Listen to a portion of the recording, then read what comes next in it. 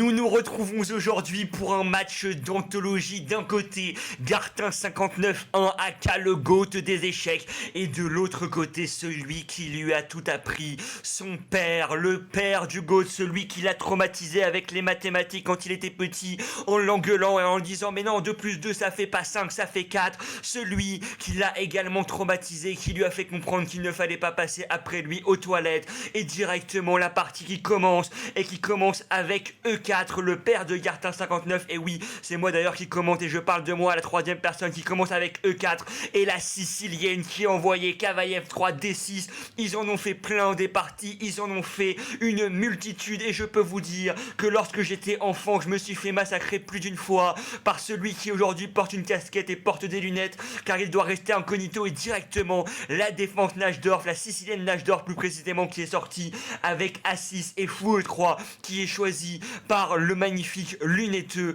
qui joue avec les pièces blanches E6, un système qui fait en sorte de pouvoir développer les pièces. L'idée ça va être de jouer avec B5, ça va être de jouer avec fou B7, mais ça va surtout être de prendre sa revanche sur toutes ces années où j'ai été derrière, sur toutes ces années où il a été certes un mentor, mais au bout d'un moment il faut être capable de vaincre son mentor, il faut être capable, comme on dit dans le mythe d'Oedipe, de tuer le père, alors pas au sens littéral mais au sens figuré. Et là B5 qui est envoyé, B5 qui est pas forcément le meilleur coup, peut-être que là on doit réfléchir à fou F3 histoire de mettre le fou sur une diagonale qui pourrait attaquer cette tour, et là on peut le voir à mon visage, oui je remarque que B5 est un coup de merde, oui je sais que la jauge de l'ordinateur est certainement largement blanche, et j'ai raison, c'est la raison pour laquelle je mets un petit peu ma main devant ma bouche, j'essaye de ne pas montrer mes émotions car on se connaît très bien, il me connaît depuis 22 ans, et j'ai quel âge? J'ai 22 ans, oui, on en a vécu des vertes et des pas mûres, et on a décidé aujourd'hui de se régler sur un échiquier avec ce qui sera un BO3, ce qui sera plus qu'un match, ce qui sera un règlement de compte familial, et là la réflexion qui est très longue, et oui, on sent le poids des années, il n'est pas rapide, petit rock fou B7 qui est directement lancé, alors je dis le poids des années, mais en réalité même quand il était plus jeune, même quand il avait 40 ans, parce qu'en réalité je l'ai jamais vraiment connu très jeune, et ben il nous jouait déjà des positions où il était très lent, et là F3 qui est un coup pour consolider le pion E4, mais qui selon moi, et on peut le voir à mon visage, même si je montre pas, voilà, là je me remets devant, et je me dis mais c'est peut-être un coup de merde, je joue cavalier BD7, l'idée ça va être de jouer B4 D5, sauf que je pouvais pas jouer B4 D5 directement, parce que sur D5 je permettais la poussée E5, et du coup je joue cavalier BD7, histoire d'empêcher la poussée E5, et de mettre à mal mon daron, le pauvre daron qui maintenant doit trouver une manière de me créer des problèmes. Je sais pas trop à quoi il pense, peut-être qu'il pense à toutes ces années qu'on a passées ensemble, et au fait que maintenant c'est moi, le GOAT des échecs, c'est moi qui fais des vidéos sur internet, et c'est moi qui dois lui montrer que je suis en tout point supérieur échiquiennement. Merci de m'avoir éduqué, merci d'être là pour moi, merci d'être un père formidable, mais aujourd'hui sur l'échiquier, je dois te rappeler que c'est moi le meilleur joueur, que c'est moi justement qui doit et qui est à t'apprendre des choses. Et là on va pas se mentir que la réflexion elle est quand même hyper giga méga longue, et en plus de ça je l'ai quand même cut au montage, c'est vous dire, je pense qu'il a réfléchi 1 minute 30, 2 minutes sur ce coup qu'il va nous sortir. Il essaye de penser peut-être à une masterclass, à un coup qui est au-delà des normes. D'ailleurs je vous l'ai pas dit, mais c'est un petit peu aussi une opposition de style. Moi je suis un joueur qui est hyper méga tactique, lui c'est un joueur qui n'est pas du tout tactique, et il essaye de faire le joueur tactique avec cavalier prend B5, il essaye de sacrifier une pièce, on ne sait d'où, on ne sait comment, et je peux vous le dire, on le voit d'ailleurs à mon expression faciale, je me dis mais qu'est-ce qu'il est en train de me faire? Je sais qu'il est nul tactiquement, je ne crois pas au sombre l'œuf, je prends avec A prend B5, cavalier prend B5, je me dis mais qu'est-ce qu'il a fait?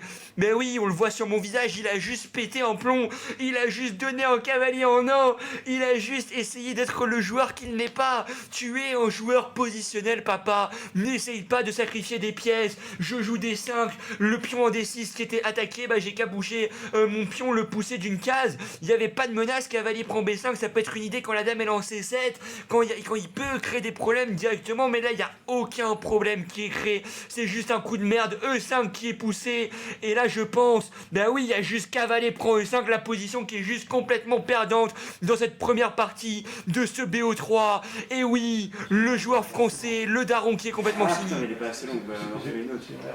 Et il serre la main. Il serre la main, c'est une défaite. Vas-y, je prends la... Oh là là, il est énervé. J'ai merdé, j'aurais dû prendre le pion. Ah non, il n'y avait pas juste à prendre le pion, hein. Peu importe ce que tu faisais, je peux te dire que la position... Moi, ça jouait tactique, je sais que c'est fini. Ah, surtout que j'aurais dû prendre. Eh oui. En fait, j'ai pas vu... Non, peu importe ce que tu aurais fait, je pense que cela n'aurait rien changé. Il essaye de trouver des excuses et directement on part sur la deuxième partie. Alors excusez-nous, hein, l'échiquier a été mis du mauvais sens, mais c'est moi qui ai les blancs et c'est lui qui a les noirs. Et directement je pousse des 4, je sors un petit peu ma prépa, dame prend des 4, j'ai vu qu'il était faible. Tactiquement, si je gagne cette partie, si je gagne cette seconde partie, eh bien je gagnerai le match. Cavalier C6, dame E3, c'est un petit peu une ouverture underground qui amène en fait à des positions qui sont hyper méga tactiques. Et je sais que je peux littéralement le défoncer dans ce genre de position. Et en plus, j'ai l'avantage psychologique parce que juste avant, quand même, il a fait un cavalier prend B5 qui s'est senti l'âme d'un artiste. Il y a eu les caméras qui étaient allumées. Voilà. Oh, qu'est-ce qu'il nous fait là? Les crottes de nez, Il est en on train aura la de... caméra.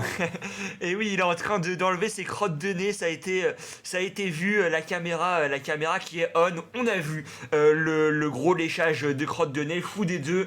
Et derrière, cavalier C3 et grand rock, c'est vraiment l'idée de cette ouverture avec les blancs. Qu'est-ce qu'il nous joue? Il nous joue fou E16 décide. D'ailleurs, ça n'a pas été hyper méga ambitieux. Et moi, je fais quoi? Je mets mon roi à l'abri. Il met son roi à l'abri. Et on va jouer ce qu'on appelle un rock opposé. Là, je suis en train de réfléchir, je suis en train de repenser au fichier que Jules Moussard m'a donné, que le champion de France m'a donné. Et là, je sais ce qu'il faut jouer, je le revérifie et je joue le magnifique fou E1. L'idée de fou E1, c'est de mettre la tour en vis-à-vis avec la dame, c'est de mettre et de créer un réel vis-à-vis, d'avoir ce fou qui derrière va pouvoir rayonner sur d'autres cases. Tour E8 qui est joué très rapidement par le joueur à casquette et je pousse. F4, l'idée ça va être de prendre un petit peu de l'espace et là cavalier G4. Cavalier G4, je me pose un petit peu une question, j'hésite.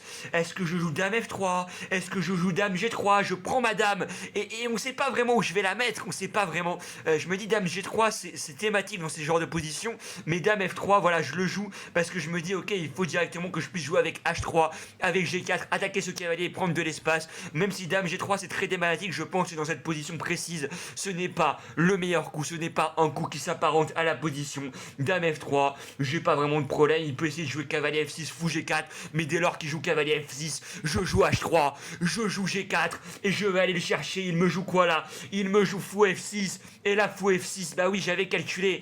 Oh là là, on voit que je l'avais vu, on voit que je suis concentré. H3, je pose une question au cavalier, je lui dis tu vas où? Je lui dis tu vas où? Et je vois que sur cavalier D4, je peux faire tour prend D4, coup brillant, je sacrifie la tour, et derrière sur fou prend D4, je peux faire H prend G4, et j'ai 2 pièces pour la tour, et je suis largement mieux. J'ai une colonne qui est ouverte, j'ai le pion H7 qui est complètement attaqué par la tour, la dame qui peut revenir, et une position qui est dominatrice. J'ai 2 pièces pour la tour, j'ai une position d'attaque, et j'ai aussi l'ascendant psychologique. Oui papa, j'ai 22 ans, mais aujourd'hui, c'est moi le maître des échecs, c'est moi qui vais te montrer. Dame F6, bah oui, je me remets un petit peu, j'essaye de regarder, je dis mais qu'est-ce que tu fais? La main qui est devant la bouche, la main un petit peu tremblante, mais surtout la main questionnante, dame F6, je vais simplement jouer avec G5, je vais attaquer cette dame qui va certainement être obligée de revenir au bercail. Où est-ce qu'elle va aller? C'est pas mon problème, c'est le problème de mon daron. Je regarde cet échiquier avec insolence,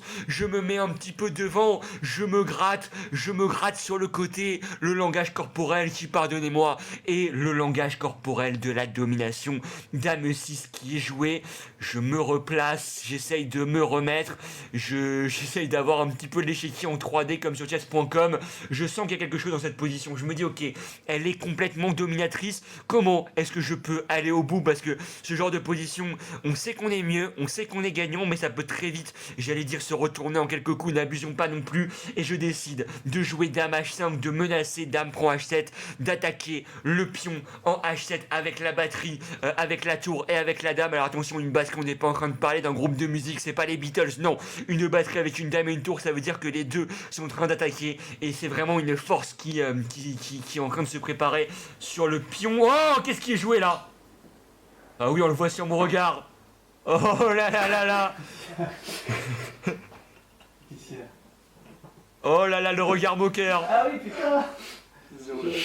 Ah, et c'est fair play ce que je suis en train de faire. Putain. Eh oui. Je l'avais déjà... Et oui, le daron qui se rend compte de son erreur. Et moi qui suis en train de trash talk, je suis moqueur. Je suis tellement gagnant et je suis tellement sûr de ma position que je lui dis: vas-y gamin, reprends ton coup, reviens avec ta dame. Je me prends pour le daron que je ne suis pas. J'ai eu un instant de manque de respect qui peut-être une fois que la caméra a été enlevée, il m'a dit: mais qu'est-ce que t'as fait là? T'as pris la confiance une fois qu'il y avait la caméra? Oui, j'ai totalement pris la confiance et finalement il joue le meilleur coup. Dame G6, il ne sacrifie pas sa dame, je précise quand même que sur Dame prend E4, il y avait simplement cavalier prend E4. En fait, il empêchait Dame prend H7, mais il donnait juste sa dame en 1.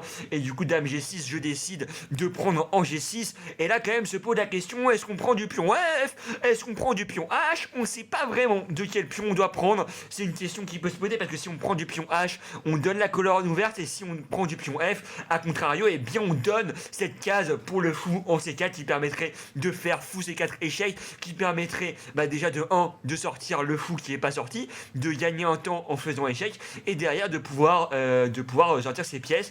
Et donc ce qui est choisi, c'est F prend G6. Et là je réfléchis, je me dis à plusieurs coups. Je sais pas si on doit faire cavalier F3 en premier, sortir son cavalier. Je sais pas si on doit faire fou C4, attaquer le roi, ou si on doit faire cavalier D5 et sacrifier le pion en E4. Et je décide de faire cavalier D5 qui menace cavalier prend C7, qui permet de menacer une fourchette. Et connaissant le niveau tactique de mon père, que je me permets de trash talk, je me dis peut-être qu'il ne verra pas cavalier prend C7 et je donne le pion en E4. C'est une concession et il va pas prendre le pion en E4 qui, je pense, était le meilleur coup. Il va plutôt opter pour fou B6, un coup qui est hyper méga passif. Et je me dis ok, je mets mon fou, regardez la concentration, je mets mon fou derrière mon cavalier avec l'idée de menacer de 1 cavalier prend B6. Peut-être que le cavalier va pouvoir revenir, surtout je sors une pièce et roi H8 qui est joué, un coup très peu ambitieux et je joue tempo, je mets la pression au temps. Alors là je vous ai pas mis le temps, mais c'était du 5 minutes